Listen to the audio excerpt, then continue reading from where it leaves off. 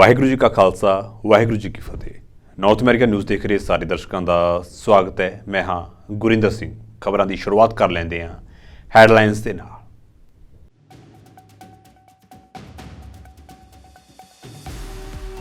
Colorado ਅਦਾਲਤ ਦੇ ਫੈਸਲੇ ਤੋਂ ਬਾਅਦ ਰਾਸ਼ਟਰਪਤੀ ਬਾਈਡਨ ਦਾ ਬਿਆਨ, ਟਰੰਪ ਨੂੰ ਲੋਕਤੰਤਰ ਲਈ ਦੱਸਿਆ ਸਭ ਤੋਂ ਵੱਡਾ ਖਤਰਾ।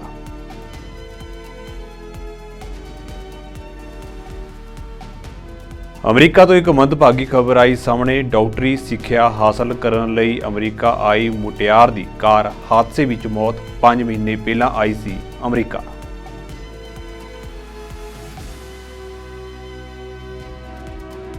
ਅਮਰੀਕਾ ਨੇ 13 ਹੋਰ ਚੀਨੀ ਕੰਪਨੀਆਂ ਨੂੰ ਅਣਪ੍ਰਮਾਣਿਤ ਸੂਚੀ ਵਿੱਚ ਕੀਤਾ ਸ਼ਾਮਲ। ਅਮਰੀਕਾ ਦੇ ਇਸ ਕਦਮ ਦੇ ਨਾਲ ਕੋਵਿਡ-19 ਵੈਕਸੀਨ ਦੇ ਲਈ ਸਮੱਗਰੀ ਬਣਾਉਣ ਵਾਲੀ ਚੀਨੀ ਨਿਰਮਾਤਾ ਵੂਸ਼ੀ ਕੰਪਨੀ ਨੂੰ ਵੀ ਹੋਵੇਗਾ ਵੱਡਾ ਨੁਕਸਾਨ।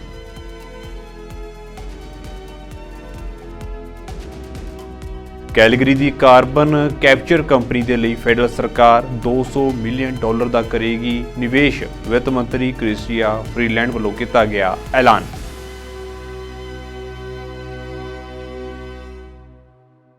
ਤੇ ਹੁਣ ਖਬਰਾਂ ਵਿਸਥਾਰ ਦੇ ਨਾਲ। ਕੋਲੋਰਾਡੋ ਸੁਪਰੀਮ ਕੋਰਟ ਦੇ ਫੈਸਲੇ ਉੱਤੇ ਰਾਸ਼ਟਰਪਤੀ ਜੋ ਬਾਈਡਨ ਨੇ ਕਿਹਾ ਹੈ ਕਿ ਇਸ ਵਿੱਚ ਕੋਈ ਸ਼ੱਕ ਨਹੀਂ ਹੈ ਕਿ ਟਰੰਪ ਨੇ ਜਨਵਰੀ 2021 ਦੇ ਹਮਲੇ ਨੂੰ ਉਕਸਾਇਆ ਸੀ। ਬਾਈਡਨ ਨੇ ਵਾਸ਼ਿੰਗਟਨ ਦੇ ਨੇੜੇ ਇੱਕ ਪ੍ਰਚਾਰ ਪ੍ਰੋਗਰਾਮ ਦੇ ਵਿੱਚ ਕਿਹਾ ਹੈ ਕਿ ਟਰੰਪ ਸਾਡੇ ਲੋਕਤੰਤਰ ਲਈ ਸਭ ਤੋਂ ਵੱਡਾ ਖਤਰਾ ਹੈ, ਕਿਉਂਕਿ ਜੇਕਰ ਅਸੀਂ ਹਾਰ ਜਾਂਦੇ ਹਾਂ ਤਾਂ ਅਸੀਂ ਸਭ ਕੁਝ ਗੁਆ ਦੇਵਾਂਗੇ। ਦੱਸ ਦਈਏ ਕਿ ਅਮਰੀਕਾ ਦੇ ਰਾਸ਼ਟਰਪਤੀ ਬਣਨ ਦੇ ਸੁਪਨੇ ਨੂੰ ਇੱਕ ਵਾਰ ਫਿਰ ਸਾਕਾਰ ਕਰਨ ਲਈ ਡੋਨਾਲਡ ਟਰੰਪ ਨੂੰ ਵੱਡਾ ਝਟਕਾ ਲੱਗਿਆ ਹੈ। ਕੋਲੋਰਾਡੋ ਦੀ ਸੁਪਰੀਮ ਕੋਰਟ ਨੇ ਫੈਸਲਾ ਸੁਣਾਇਆ ਕਿ ਡੋਨਾਲਡ ਟਰੰਪ ਆਉਣ ਵਾਲੀਆਂ ਰਾਸ਼ਟਰਪਤੀ ਚੋਣਾਂ ਵਿੱਚ ਨਹੀਂ ਲੜ ਸਕਦੇ, ਕਿਉਂਕਿ ਉਹਨਾਂ ਨੇ 6 ਜਨਵਰੀ 2021 ਨੂੰ US ਕੈਪੀਟਲ ਹਿੱਲ ਉੱਤੇ ਹਮਲੇ ਲਈ ਉਕਸਾਇਆ ਸੀ ਅਤੇ ਉਹ ਦੋਸ਼ੀ ਪਾਏ ਗਏ ਨੇ। Well, I think it's certainly self-evident. You saw it all. Now, whether the 14th Amendment applies, I'll let the court make that decision. But he certainly supported an insurrection. There's no question about it. None. Zero. And he seems to be doubling down on about everything. Anyway, I've got to go do this. Yes. Oh, really? Okay. Well, where? Over in, oh, no, I was talking about... You're talking about the... We're pushing it. I don't. There's no expectation at this point, but we are pushing. Can you address the prisoner exchange with Venezuela, sir? Yeah, can I do that after this event? Okay. All right. But it looks good. It looks like Maduro so far is keeping his commitment on a free election. It ain't done yet. Got a long way to go, but it's good so far. ਵੱਡੀ ਗਿਣਤੀ ਵਿੱਚ ਭਾਰਤੀ America ਜਾਣ ਦਾ ਸੁਪਨਾ ਵੇਖਦੇ ਨੇ। ਅਕਸਰ ਉਹ ਆਪਣੀ ਜ਼ਿੰਦਗੀ ਜ਼ੋਖਮ ਦੇ ਵਿੱਚ ਪਾ ਕੇ ਗੈਰ ਕਾਨੂੰਨੀ ਢੰਗ ਨਾਲ ਅਮਰੀਕਾ ਦਾਖਲ ਹੋਣ ਦੀ ਕੋਸ਼ਿਸ਼ ਕਰਦੇ ਨੇ। ਹਾਲ ਹੀ ਦੇ ਵਿੱਚ ਅਮਰੀਕਾ ਮੈਕਸੀਕੋ ਬਾਰਡਰ ਉੱਤੇ ਕੁਝ ਭਾਰਤੀਆਂ ਨੂੰ ਸਰਹੱਦ ਪਾਰ ਕਰਨ ਦੀ ਕੋਸ਼ਿਸ਼ ਕਰਦਿਆਂ ਫੜਿਆ ਗਿਆ ਹੈ। ਇਹਨਾਂ ਵਿੱਚ ਜ਼ਿਆਦਾਤਰ ਨੌਜਵਾਨ ਨੇ। ਇਹ ਨੌਜਵਾਨ ਸੁਨਹਿਰੀ ਭਵਿੱਖ ਦੀ ਆਸ ਦੇ ਵਿੱਚ ਅਮਰੀਕਾ ਪਹੁੰਚਣ ਦੀ ਕੋਸ਼ਿਸ਼ ਕਰ ਰਹੇ ਸਨ। ਇਸ ਸੰਬੰਧੀ ਇੱਕ ਵੀਡੀਓ ਵੀ ਵਾਇਰਲ ਹੋਈ ਹੈ। ਹਾਲ ਹੀ ਦੇ ਵਿੱਚ ਪ੍ਰਵਾਸੀਆਂ ਦੀ ਦਾਖਲੇ ਨੂੰ ਵੇਖਦੇ ਹੋਏ ਬਾਰਡਰ ਉੱਤੇ ਪੁਲਿਸ ਸਰਗਰਮ ਹੋ ਚੁੱਕੀ ਹੈ। ਪੁਲਿਸ ਸਮੇਂ-ਸਮੇਂ ਉੱਤੇ ਛੋਟੀ ਜਿਹੀ ਜਾਣਕਾਰੀ ਮਿਲਣ ਉੱਤੇ ਜਾਂਚ ਸ਼ੁਰੂ ਕਰ ਦਿੰਦੀ ਹੈ ਤੇ ਅੰਤਰਰਾਸ਼ਟਰੀ ਪੱਧਰ ਉੱਤੇ ਦਾਖਲ ਹੋਣ ਵਾਲੇ ਪ੍ਰਵਾਸੀਆਂ ਨੂੰ ਗ੍ਰਿਫਤਾਰ ਕਰ ਲਿਆ ਜਾਂਦਾ ਹੈ। ਇਹਨਾਂ ਵਿੱਚੋਂ ਕਈਆਂ ਨੂੰ ਨਜ਼ਰਬੰਦ ਕਰ ਦਿੱਤਾ ਜਾਂਦਾ ਹੈ ਤੇ ਕਈਆਂ ਨੂੰ ਵਾਪਸ ਉਹਨਾਂ ਦੇ ਦੇਸ਼ ਭੇਜ ਦਿੱਤਾ ਜਾਂਦਾ ਹੈ। To make this as non-partisan a conversation and delivery as possible, because there is nothing partisan about what is happening. And the theme of today's press conference is, what about us? What about the people that live along the border? What about the Americans that live here? What about the Border Patrol agents? What about the sheriffs and the deputies? What about the people that are just in Mexican side legally trying to come over? What about us? What about the city of Eagle Pass? What about the railway that brings so much trade and commerce? What about us? I'll start with some numbers, and then I'll share a little bit of the day and some stories. So one, here in Eagle Pass, there's over 10,000 people in detention. That is a historic number. Yesterday, there was over 4,000 that came over. Once again, another astronomical number. And yesterday, Border Patrol CBP was able to decompress, process, get over 4,000 people out. Another historic number. But yet, more people are still coming. And there's more people in the pipeline. And I suspect Christmas will be worse than today. And New Year's will be worse than today. We're going the absolute wrong direction. I visited Firefly earlier. That place I visited many times. This is my district. I woke up in San Antonio. I'll spend the day in Eagle Pass. I'll go to Sanderson, and I'll sleep tonight. And I'll visit tomorrow with folks in El Paso and the Border Patrol there, and we'll talk about what's happening out there. I visited this Firefly facility earlier today. That has a max capacity of 1,000 people. There was nearly 6,000 people in there. I've never seen it that high. Border Patrol agents, many of them are going to have to work during Christmas. So while America is opening up their presents under the tree with smiles all around, America ਤੋਂ ਇੱਕ ਮੰਦਭਾਗੀ ਖਬਰ ਸਾਹਮਣੇ ਆਈ ਹੈ ਜਿੱਥੇ ਉੱਚ ਡਾਕਟਰੀ ਸਿੱਖਿਆ ਹਾਸਲ ਕਰਨ ਲਈ ਅਮਰੀਕਾ ਆਈ ਇੱਕ ਮੁਟਿਆਰ ਆਪਣੀ ਜਾਨ ਖੋ ਬੈਠੀ। ਜਾਣਕਾਰੀ ਮੁਤਾਬਕ ਭਾਰਤ ਦੇ ਆਂਧਰਾ ਪ੍ਰਦੇਸ਼ ਦੀ ਰਹਿਣ ਵਾਲੀ ਸ਼ੇਖ ਜ਼ਹੀਰਾ ਨਾਜ਼ ਨੇ ਸ਼ਿਕਾਗੋ ਸ਼ਹਿਰ ਦੇ ਇੱਕ ਕਾਲਜ ਤੋਂ ਫਿਜ਼ੀਓਥੈਰੇਪੀ ਦੀ ਡਿਗਰੀ ਪੂਰੀ ਕੀਤੀ ਸੀ ਅਤੇ ਇਸ ਸਾਲ ਅਗਸਤ ਵਿੱਚ ਅਮਰੀਕਾ ਆਈ MS ਸ਼ਿਕਾਗੋ ਵਿੱਚ ਮੈਡੀਕਲ ਦੀ ਉਹ ਵਿਦਿਆਰਥਣ ਸੀ। ਪਰ ਬੀਤੇ ਦਿਨ ਬੁੱਧਵਾਰ ਨੂੰ ਜਦੋਂ ਉਹ ਕਾਰ ਦੇ ਵਿੱਚ ਸਫ਼ਰ ਕਰ ਰਹੀ ਸੀ ਤਾਂ ਕਾਰ ਦੀ ਗੈਸ ਲੀਕ ਹੋ ਗਈ। ਇਸ ਕਾਰਨ ਕਾਰ ਚਾਲਕ ਸਮੇਤ ਜ਼ਹੀਰਾ ਨਾਜ਼ ਬੇਹੋਸ਼ ਹੋ ਗਈ। ਕੁਝ ਲੋਕਾਂ ਨੇ ਉਹਨਾਂ ਨੂੰ ਤੁਰੰਤ ਹਸਪਤਾਲ ਪਹੁੰਚਾਇਆ ਪਰ ਡਾਕਟਰ ਨੇ ਪੁਸ਼ਟੀ ਕੀਤੀ ਹੈ ਕਿ ਉਹਨਾਂ ਦੀ ਪਹਿਲਾਂ ਹੀ ਮੌਤ ਹੋ ਚੁੱਕੀ ਸੀ।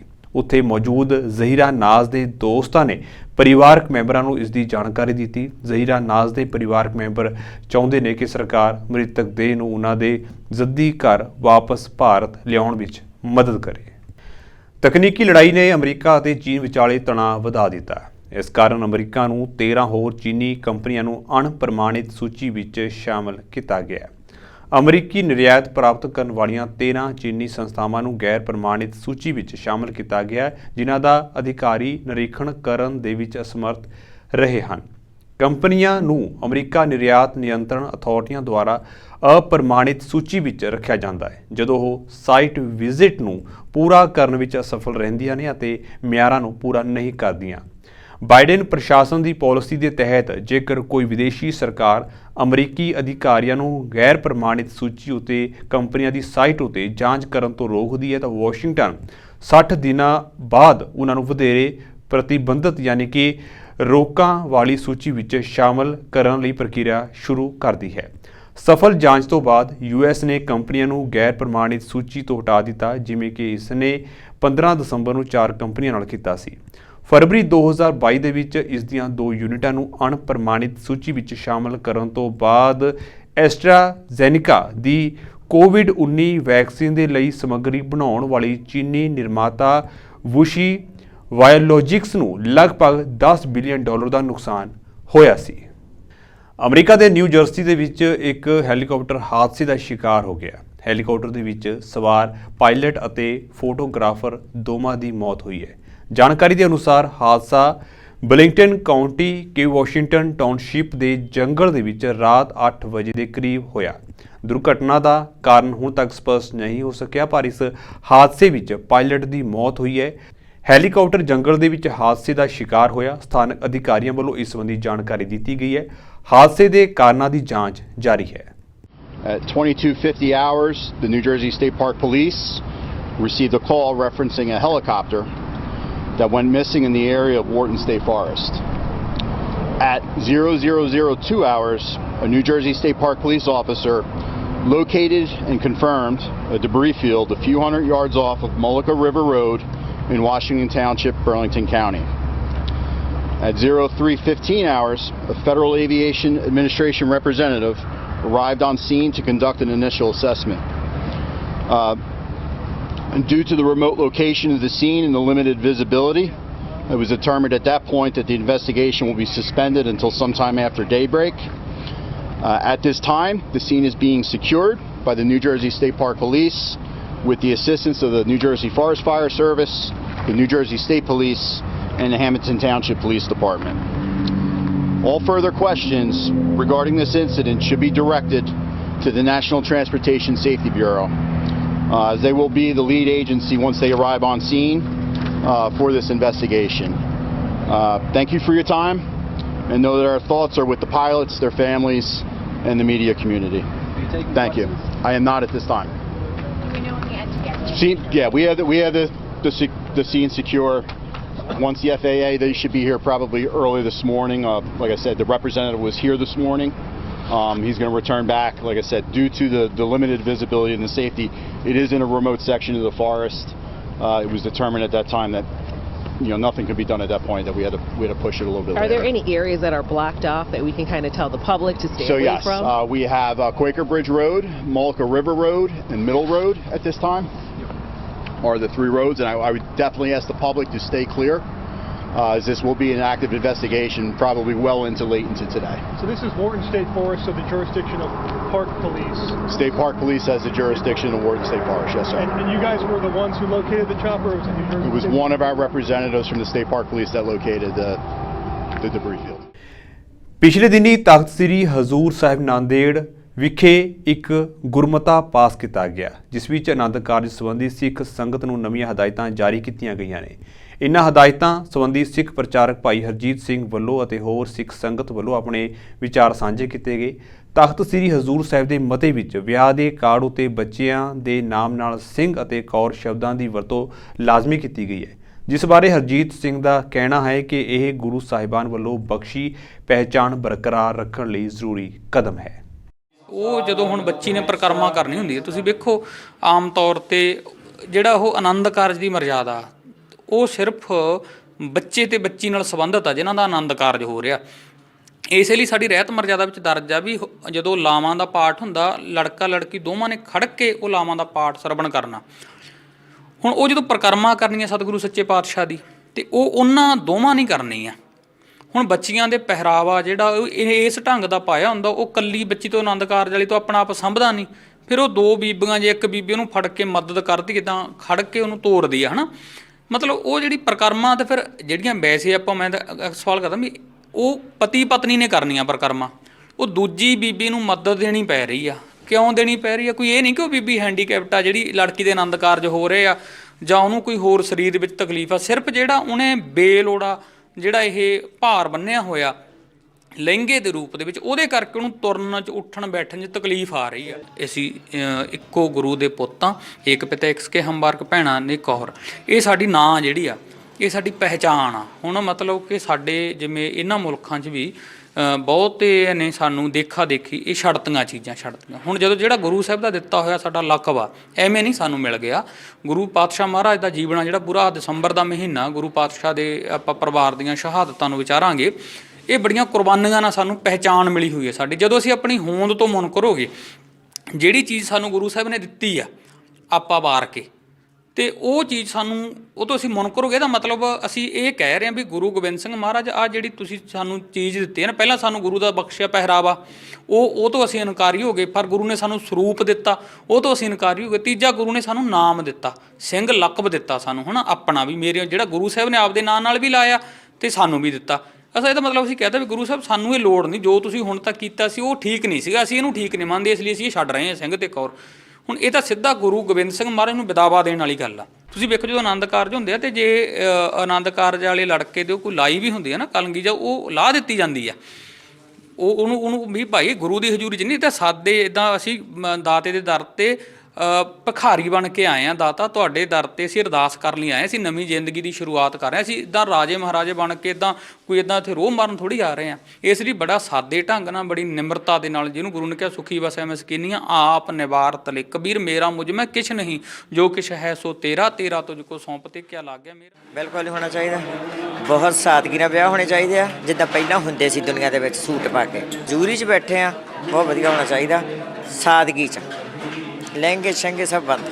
ਪਹਿਲੀ ਤਾਂ ਇਹ ਗੱਲ ਹੈ, ਅੱਜ ਕੱਲ੍ਹ 20,000 ਤੋਂ ਘੱਟ ਲਹਿੰਗਾ ਨਹੀਂ ਬਣਦਾ ਹੈ ਜੀ। ਆਮ ਸਾਦਾ ਸੂਟ ਹੋਵੇ ਹੈ ਜੀ, ਮਤਲਬ ਜਿਵੇਂ ਸਲਵਾਰ ਕਮੀਜ਼ ਦੁਪੱਟਾ, ਮਤਲਬ ਜਿਹੜਾ ਆਪਦੇ ਦਾਇਰੇ ਵਿੱਚ ਸਾਂਭਿਆ ਜਾ ਸਕੇ, ਮਤਲਬ ਹੈ ਜੀ। ਉਹਦੇ ਨਾਲ ਵੀ ਬਹੁਤ ਵਧੀਆ ਆਸਾਨ ਹੈ, ਬਹੁਤ ਵਧੀਆ ਲੱਗਦਾ। ਮਤਲਬ ਉਹਦੇ ਨਾਲ ਤੁਸੀਂ ਘਰ ਵੀ ਕਿਤੇ ਮਤਲਬ ਘੱਟ ਸੁੰਦਰ ਨਹੀਂ ਲੱਗਦੇ ਹੈਗੇ। ਮਤਲਬ ਲੰਘ ਖੁਲਾਰ ਲਵਾਲੇ ਦੁਆਲੇ ਜਿਵੇਂ, ਮਤਲਬ ਹਾਂਜੀ ਇਹ ਵਧੀਆ ਨਹੀਂ ਸੀਗਾ ਜੀ। ਕੈਲਗਰੀ ਦੀ ਕਾਰਬਨ ਕੈਪਚਰ ਕੰਪਨੀ ਦੇ ਲਈ ਫੈਡਰਲ ਸਰਕਾਰ $200 ਮਿਲੀਅਨ ਦਾ ਨਿਵੇਸ਼ ਕਰੇਗੀ। ਇਹ ਐਲਾਨ ਵਿੱਤ ਮੰਤਰੀ ਕ੍ਰਿਸਟੀਆ ਫਰੀਲੈਂਡ ਵੱਲੋਂ ਕੀਤਾ ਗਿਆ।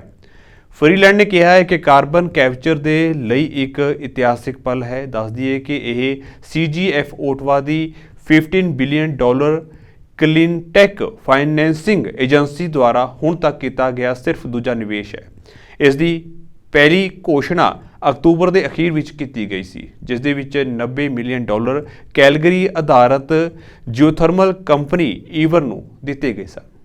The first announcement we made together in October was an important moment for Calgary, for Alberta, and for our whole country. Today is another historic milestone.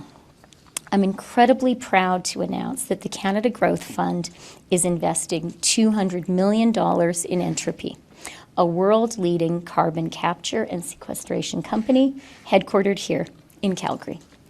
This investment is about great jobs, great careers for people here in Alberta. It will help to support 1,200 jobs, including 240 full-time permanent jobs based here in Alberta. This investment is going to help Entropy scale up their signature carbon capture technology and reduce emissions at Advantage Energy's gas plant in the Peace Country. This is an extra personal bonus for me. Best part of Alberta. It will reduce emissions there by 2.8 million tons over 15 years. And the investment is going to help Entropy commercialize their world-leading technology for use at projects here in Canada and around the world. Now, why am I describing this as a historic announcement? That's because in addition to the $200 million announcement in Entropy, the Canada Growth Fund is providing to Entropy the very first in the world carbon credit offtake agreement of this kind. As a type of carbon contract for difference, carbon credit offtake agreements backstop the price of carbon, which helps a business like Entropy make the long-term investment decision it needs to grow and create good jobs. Essentially, carbon contracts for difference and carbon credit offtake agreements reduce risk for businesses investing in clean technologies by guaranteeing the price of carbon or carbon credits for a fixed period of time, regardless of the actual market price. Brampton ਅਤੇ ਕੈਲੀਡਨ ਦੀ ਸਰਹੱਦ ਉੱਤੇ ਦੋ ਗੱਡੀਆਂ ਦੀ ਟੱਕਰ ਤੋਂ ਬਾਅਦ 21 ਸਾਲਾ ਵਿਅਕਤੀ ਦੀ ਮੌਤ ਹੋਈ। ਓਨਟਾਰੀਓ ਪ੍ਰੋਵਿੰਸ਼ੀਅਲ ਪੁਲਿਸ ਦਾ ਕਹਿਣਾ ਹੈ ਕਿ ਪਹਿਲਾਂ ਕ੍ਰੈਡਿਟ ਵਿਊ ਅਤੇ ਮਿਸੀਸਾਗਾ ਸੜਕਾਂ ਦੇ ਵਿਚਕਾਰ ਮੇਫੀਲਡ ਰੋਡ ਉੱਤੇ ਦੋ SUV ਦੀ ਟੱਕਰ ਹੋ ਗਈ ਸੀ। ਇੱਕ ਡਰਾਈਵਰ ਦੀ ਮੌਕੇ ਉੱਤੇ ਮੌਤ ਹੋਈ, ਜਦਕਿ ਦੂਜੇ ਡਰਾਈਵਰ ਨੂੰ ਮਾਮੂਲੀ ਸੱਟਾਂ ਲੱਗਣ ਕਾਰਨ ਹਸਪਤਾਲ ਲਿਜਾਇਆ ਗਿਆ। ਪੁਲਿਸ ਨੇ ਮੇਫੀਲਡ ਰੋਡ ਨੂੰ ਜਾਂਚ ਲਈ ਕਈ ਘੰਟਿਆਂ ਲਈ ਬੰਦ ਕਰ ਦਿੱਤਾ ਤਾਂ ਜੋ ਮਾਮਲੇ ਦੀ ਜਾਂਚ ਕੀਤੀ ਜਾ ਸਕੇ।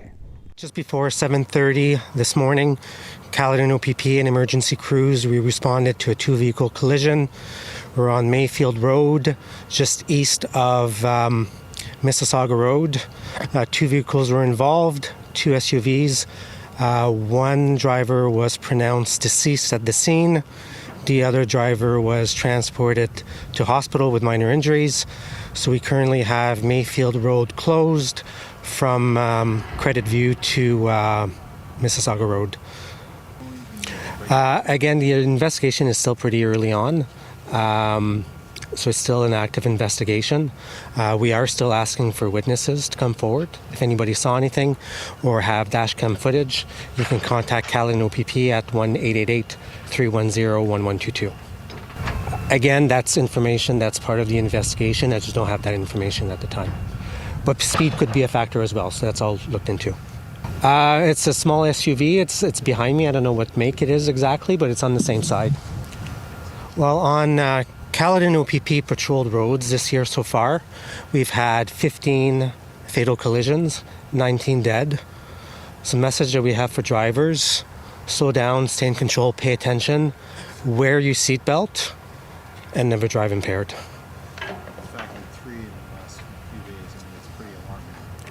One is too many, but yeah, absolutely. But everybody has a role to play in making sure roads are safe. So that's our message.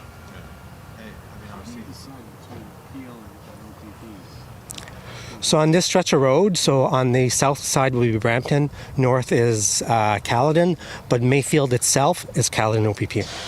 Yeah, absolutely. Like on the best of days, it's tragic, but especially as we're approaching the holiday season for sure.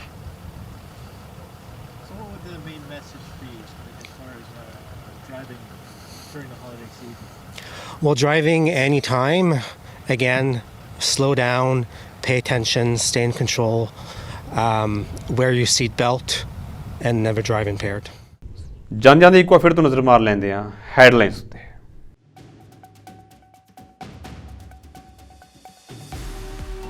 Colorado ਅਦਾਲਤ ਦੇ ਫੈਸਲੇ ਤੋਂ ਬਾਅਦ ਰਾਸ਼ਟਰਪਤੀ Biden ਦਾ ਬਿਆਨ, Trump ਨੂੰ ਲੋਕਤੰਤਰ ਲਈ ਦੱਸਿਆ ਸਭ ਤੋਂ ਵੱਡਾ ਖਤਰਾ।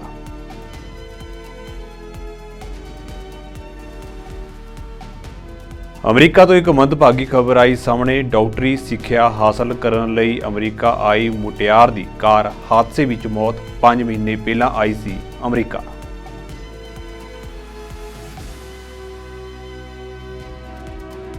ਅਮਰੀਕਾ ਨੇ 13 ਹੋਰ ਚੀਨੀ ਕੰਪਨੀਆਂ ਨੂੰ ਅਣਪ੍ਰਮਾਣਿਤ ਸੂਚੀ ਵਿੱਚ ਕੀਤਾ ਸ਼ਾਮਲ। ਅਮਰੀਕਾ ਦੇ ਇਸ ਕਦਮ ਦੇ ਨਾਲ ਕੋਵਿਡ-19 ਵੈਕਸੀਨ ਦੇ ਲਈ ਸਮੱਗਰੀ ਬਣਾਉਣ ਵਾਲੀ ਚੀਨੀ ਨਿਰਮਾਤਾ ਵੂਸ਼ੀ ਕੰਪਨੀ ਨੂੰ ਵੀ ਹੋਵੇਗਾ ਵੱਡਾ ਨੁਕਸਾਨ।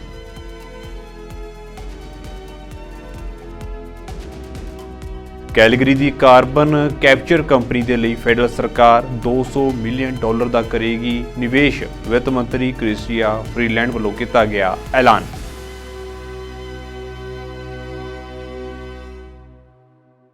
ਸੋ ਫਿਲਹਾਲ ਦੇ ਲਈ ਨਾਰਥ ਅਮਰੀਕਾ ਨਿਊਜ਼ ਦੇ ਵਿੱਚ ਇੰਨਾ ਹੀ ਤੇ ਹੁਣ ਮੈਨੂੰ ਇਜਾਜ਼ਤ ਦਿਓ। ਵਾਹਿਗੁਰੂ ਜੀ ਕਾ ਖਾਲਸਾ, ਵਾਹਿਗੁਰੂ ਜੀ ਕੀ ਫਤਿਹ।